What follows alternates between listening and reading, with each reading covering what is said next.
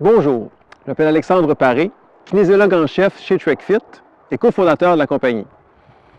Je suis ici aujourd'hui pour vous parler de la pertinence des équipements TrekFit dans l'entraînement des personnes vieillissantes. Lorsqu'une personne avance en âge, elle fait face à deux problématiques majeures au plan physique.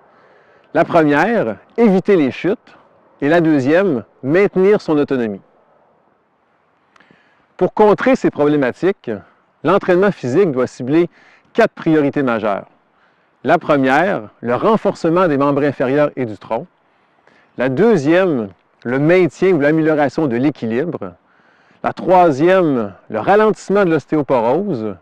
Et la dernière, l'amélioration de la mobilité articulaire. Contrairement à la croyance populaire, on doit renforcer les membres inférieurs en priorité.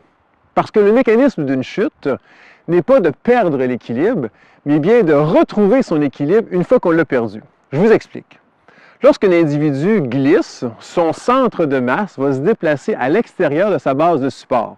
Lorsque ceci se produit, la jambe doit se déplacer latéralement afin de maintenir et de reprendre l'équilibre. Il va se passer deux choses. Lorsque la jambe se déplace latéralement, elle doit faire ce mouvement rapidement, donc avec beaucoup de vitesse. Et le deuxième élément, une fois que la jambe se déplace, l'individu est en train de tomber. Il faut donc freiner ce mouvement-là, en l'occurrence avec le quadriceps et le grand fessier.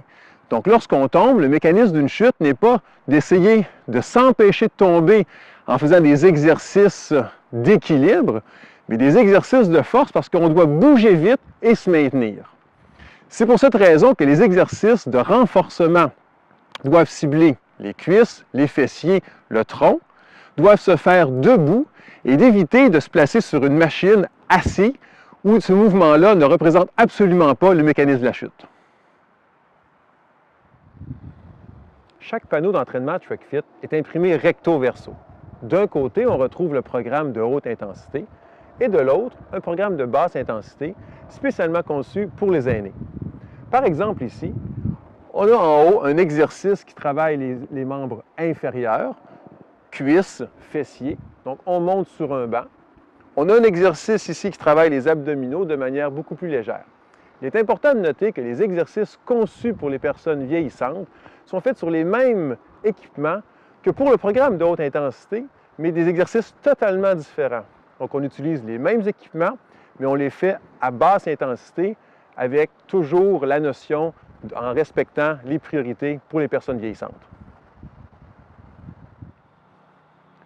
Au niveau pratique, nous avons ici deux personnes qui exécutent des mouvements très avantageux dans le renforcement des membres inférieurs pour ainsi éviter les risques de chute.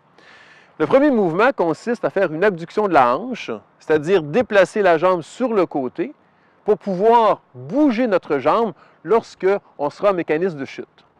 La deuxième personne fait un mouvement qui renforce le quadriceps et le grand fessier, très important, afin de freiner l'accélération du corps s'il y a une chute. Donc, des exercices debout qu'on va faire de façon répétée pour augmenter la force des membres inférieurs. Sur ce, bon entraînement et soyez très actifs.